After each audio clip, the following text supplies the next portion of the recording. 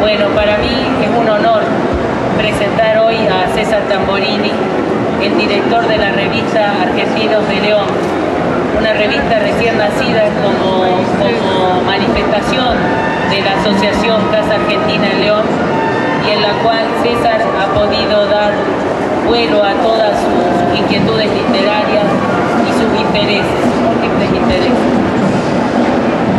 A ver si nos dejan continuar la presentación. Bueno, entonces le voy a pasar la palabra a Alberto Tesa, presidente de la Casa Argentina en León, para que haga la presentación de César. Y bueno, yo quiero agradecerle en nombre del Consulado Argentino a César y a Alberto haberse llegado hasta Vigo para estar hoy en el stand argentino. Muchas gracias.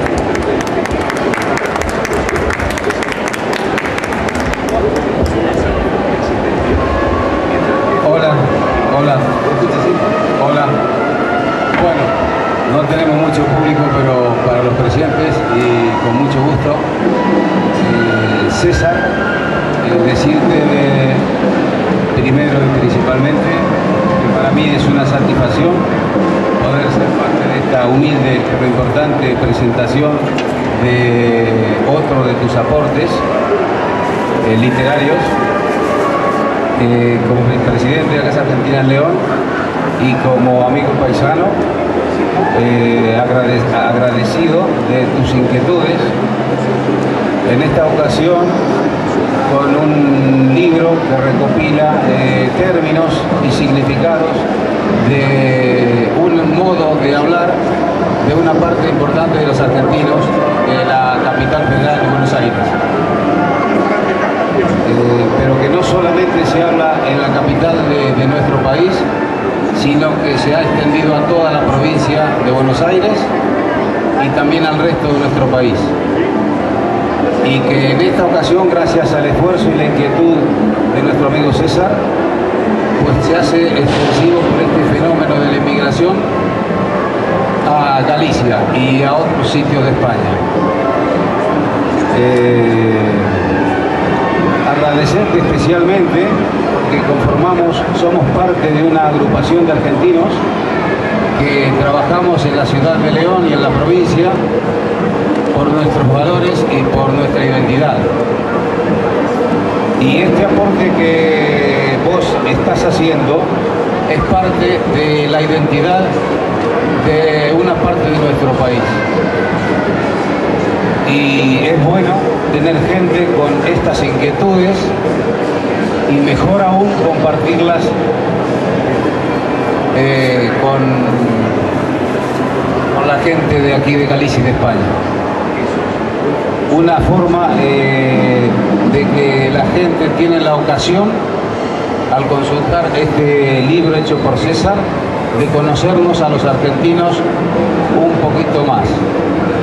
César, mi agradecimiento y también del resto de nuestros compañeros de la Casa Argentina en León, y que sigas con estas inquietudes que tanto nos reconfortan a todos.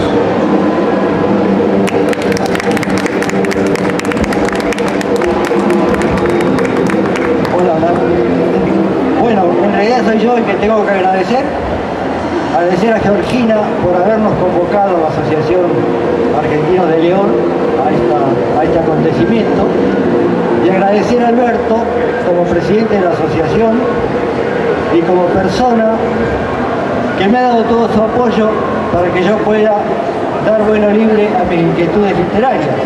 Él confió siempre en mí plenamente, y él fue el que permitió que yo comenzara con un boletín y luego con una revista, y bueno, y ahora la participación con este libro. Del libro les voy a decir el cómo y el por qué. Digamos que un libro que es una sucesión interminable de letras que conforman palabras, que conforman frases. Es como si estuviéramos construyendo una casa en la cual las letras son los cimientos, las palabras son las paredes y las frases serían el techú. Una frase bien elaborada, una frase afortunada o un poema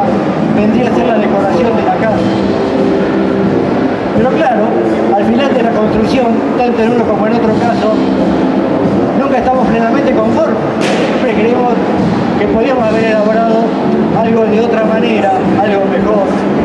Yo, por ejemplo, al hacer el libro, quise incorporar palabras de los gauchos y palabras de los indios.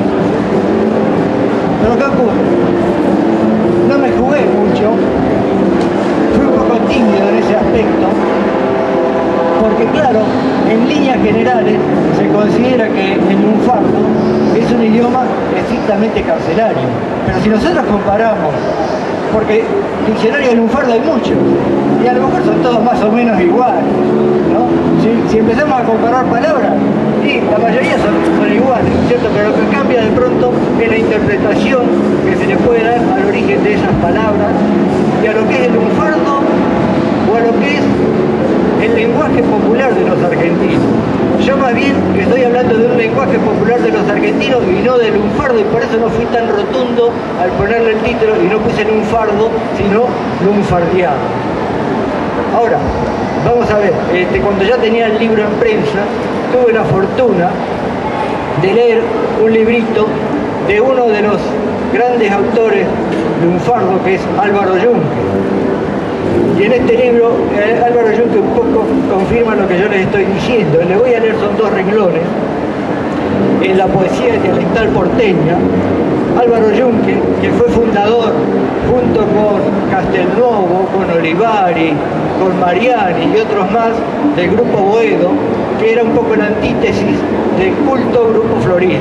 ¿No es cierto? Y Álvaro Yunque nos dice que en las Pampas se deformó o enriqueció el idioma español culto con arcaísmos, solecismos y neologismos, creando el mester de gauchería a través de Bartolomé Hidalgo, Hilario Escazú y José Hernández. Y el suburbio continuó la obra de las Pampas con el mester de lunfardí. Es decir, haciendo una síntesis de lo que dice Álvaro Yunque y de la interpretación que yo le doy, que a través del mester de juglaría, que tiene sus orígenes acá en España, con sus voces arcaicas, con la incorporación de palabras de los indios, crearon el mester de gauchería. Y del mester de gauchería hay una línea directa que va a dar con el mester de lunfardía, al cual se le han incorporado palabras del idioma carcelario, ¿no? O sea que ya no estoy hablando de un lunfardo del idioma carcelario, sino del idioma popular argentino. Que este idioma o lenguaje popular argentino tiene tales giros idiomáticos que si un español cruza el charco y nos va a visitar, se va a encontrar con una serie de términos que le resultan sorprendentes, que no los comprende. Bueno, un poco como para poner un ejemplo, un poco risueño, el matrimonio español que iba caminando por la calle Florida, una calle muy concurrida, ¿no es cierto? La señora trastabilló, se cayó al suelo y desde el suelo clamaba a su marido, dice: Manolo, Manolo, ven, cógeme. Y no entendía la hilaridad de los presentes. Nosotros sí la entendemos. Y si, bueno, leyendo el diccionario del lunfardo se puede interpretar un poquito conociendo los términos. El por qué, si me permiten, voy a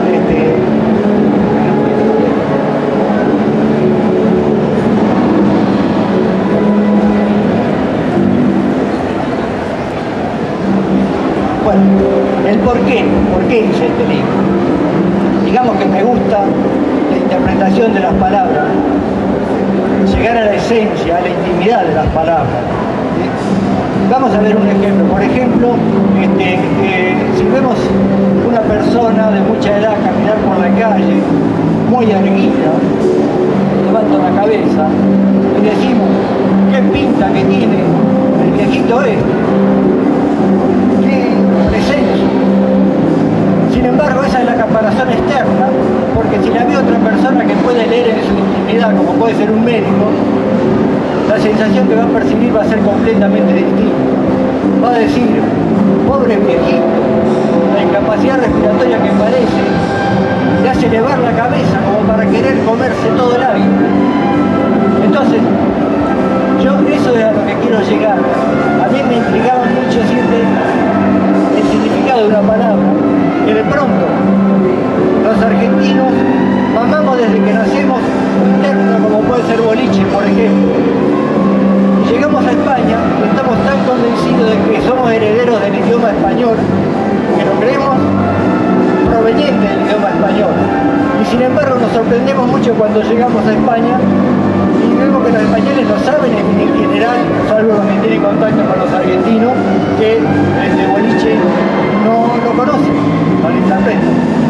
Entonces yo les voy a proponer algunos ejemplos, algunas palabras del idioma popular argentino que están incorporadas en el libro, y también algunas frases, porque a veces las frases también nos indican algunas cosas.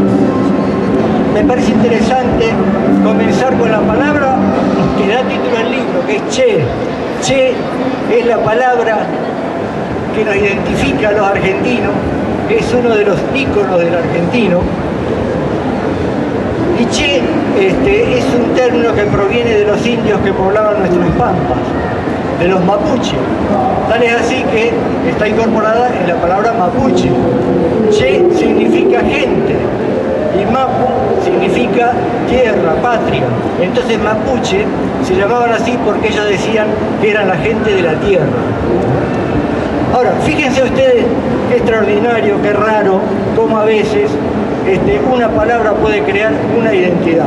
Porque a lo mejor ustedes, bueno, muchos habrán oído hablar de mapuche, algunos a lo mejor no. ¿Hay alguno que no haya oído hablar de mapuche entre los presentes? Bueno, no importa. Yo considero que muchos no lo conocen. Sin embargo, el término araucano es un término muy conocido casi por todo el mundo. ¿Y de dónde viene ese araucano? Proviene de un error, porque los araucanos no existieron. No se sorprendan que les diga esto. Los araucanos fueron una entelequia de los españoles, porque no eran araucanos, eran mapuches. Lo que ocurre es que cuando llegó Pedro de Valdivia a esa zona del sur de Santiago, actualmente Santiago de Chile, a una zona que se llamaba Rauco. Rau, que significa arena arcillosa. Co, que significa agua. Es agua gredosa, la zona donde llegaron. Sin embargo, en una comunicación oficial de Pedro de Valdivia a su rey, en 1550, aparece por primera vez la palabra arauco. Él la deformó, de rauco pasó a ser arauco. Y 19 años después, uno de los poetas soldados de Pedro de Valdivia, que participó en las luchas que tuvieron contra los indios, dio a conocer este término en 1569, editando el libro La Araucana. Esa es la primera vez que surgió el nombre araucano, pero no existía, era mapuche, no araucano. Entonces, vamos al palabrerío, indicarles algunas palabras, algunos términos, entre los cuales voy a empezar en primer término, con algunos términos del mapuche, porque no soy admirador de un imperio que, aunque no lo conozca la mayoría de la gente, fue el imperio más grande que hubo en América, porque resistieron 450 años los intentos de dominación de 4 naciones distintas, de los incas en 1430, posteriormente de los españoles y posteriormente de los argentinos y chilenos, que a causa de las epidemias que diezmaban a los indios y de las nuevas armas modernas que tuvieron recién en 1883, con la bendición de la Mucurá, pudieron doblegarlo. Pero resistieron 400 años, lo cual es muy pocas naciones del mundo, en toda la historia de la humanidad, pueden decir eso. Entonces vamos a empezar con la palabra que les mencioné hace un rato, que es boliche. Boliche deriva de folín, que quiere decir arraigar en un sitio. Y cuando los indios le incorporan el sustantivo che, se transforma en folinche, por un simple paseo, o sea, arraigar la gente, arraigar la gente en un sitio, por un simple paseo fonético se transforma en boliche. Otra palabra es fochenche, más o menos tiene las mismas características. No se sorprendan de estos cambios por una cuestión fonética y eso, porque acá en España tenemos muchos ejemplos. Por ejemplo, Sahagún. Sahagún, ¿de dónde proviene? De San Facundo. Zaragoza proviene de César Augusta y parece que no tiene nada que ver y sin embargo proviene de ahí. Fochenche, Fochen significa alboroto y Che significa gente, entonces Fochenche es alboroto de gente, se transforma en Bochinche, y Bochinche que es alboroto de gente. ¿Alguna otra palabra? Chapalear. Chapalear, yo no sé si alguno de ustedes ha tenido oportunidad de andar por el barro. No les hablo del barro seco, sino ese barro de una lluvia reciente en la cual vamos con las botas y los pies se hunden en el barro. Cuando queremos levantar los pies, hay todo como una ventosa, ¿no? Y lo mismo ocurre con las pezuñas de los caballos, por ejemplo, y hacen un sonido muy peculiar, chapán. Y van dando la cabalgadura y hacen chapán, chapán, chapán, chapán. Y los indios le pusieron el nombre ese, chapán al barro, al pantano. Entonces los criollos incorporaron el sufijo latino ar y quedó chapalear. Ese es el origen de la palabra chapalear. Y fíjense ustedes qué raro, porque en español hay un término para el agua, es chapotear, pero no había uno para el barro, que es chapalear. Y si me disculpan, me voy a servir un poquito de agua.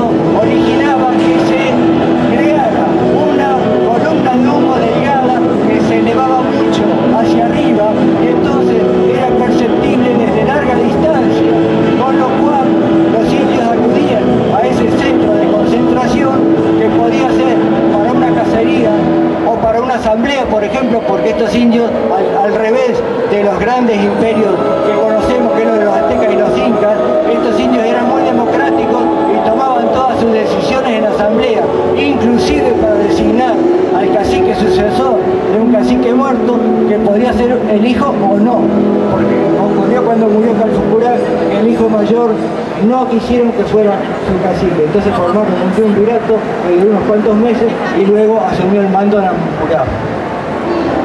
Muy bien, entonces irse al humo ya está listo. Vamos a ver, alguien le hacía el tren, ¿no es cierto? Escuchamos en el tango, por ejemplo, porque el tango es uno de los vehículos de extensión del idioma popular argentino, y escuchamos, por ejemplo, decir: la más bonita del patio salió para el almacén, sintiendo que a su costado alguien le hacía el tren. ¿Qué quiere decir eso de hacerle el tren? Nos imaginamos como una formación ferroviaria en la cual va un vagón por detrás de otro. Es algo similar, pero no.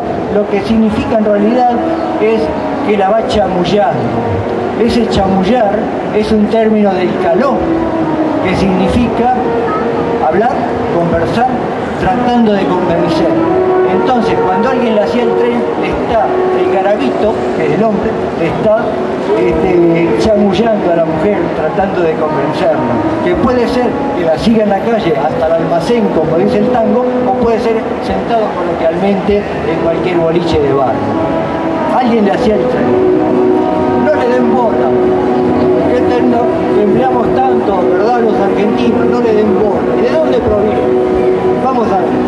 Había dos etapas características en nuestro país. Y digo había porque ahora ya no es así, pero a los 11 años sacábamos la cédula de identidad y cambiábamos del pantalón corto al pantalón largo.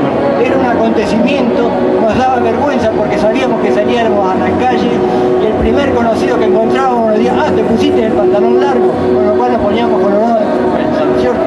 Y la otra etapa es a los 18 años, cuando sacábamos la libreta de enrolamiento, lo cual nos permitía acudir a algunos lugares que antes nos estaba vedado. Pero a pesar de eso, había algunos sitios donde a los 15 o 16 años sí podíamos concurrir, por ejemplo, a la cafetería, confitería, esas cosas. Y uno de los entretenimientos que teníamos, porque en ese entonces no teníamos los videojuegos y todas esas cosas que tienen ahora, nosotros jugábamos a la bolita hasta los 11 años y después jugábamos a la pelota, al fútbol, y nos gustaba mucho jugar al billar, era uno de los entretenimientos favoritos. Para jugar al billar había que ir al mostrador a pedirle al dueño del local que nos facilitara las bolas y entonces íbamos y jugábamos. El dueño del bar, desde su sitio en el estaño, en los momentos que tenía libre, observaba, relojeaba o funaba a ver qué tal lo hacía el jugador, porque de pronto si pifiaba mucho había riesgo de que rompiera el paño del billar.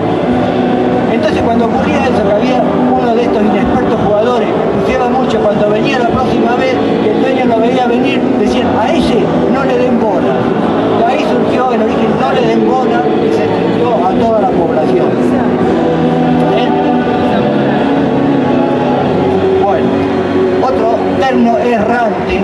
Rante es aféresis de atorrante. ¿De dónde surge este término? Hay un término en español que es muy similar, que es atorrar. Atorrar está en el Corominas, que significa, gente sin trabajar. Podría derivar de ese término. Sin embargo, hay quienes afirman que con la construcción de la red cloacal en Buenos Aires, la fábrica que proveía los caños era de un señor que se llamaba no sé si Antonio o Alberto, que fue Torral.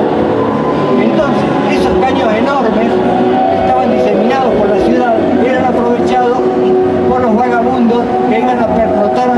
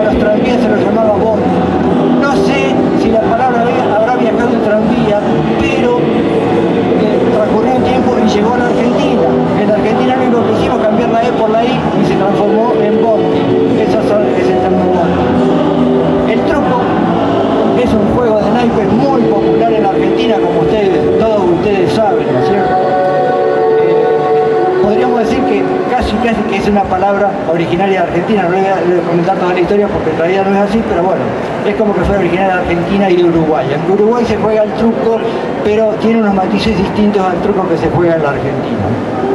El truco, yo la referencia más lejana que tenía era del año 1835 en versos de Hilario Ascasubio, que relataba las luchas internas que había en Uruguay entre las tropas de Oribe y de Rivera. ¿No? Por un lado Oribe, por otro lado Rivera, participaban también tropas argentinas, tanto en uno como en otro bando. Entonces Hilario Ascasubi relataba estos encuentros, estas batallas, luchas, en forma de verso, como si estuviera relatando una partida de truco. Entonces 1835 es la referencia más antigua que yo tenía, pero luego, posteriormente, encontré otra referencia que se tiene un poco más lejos,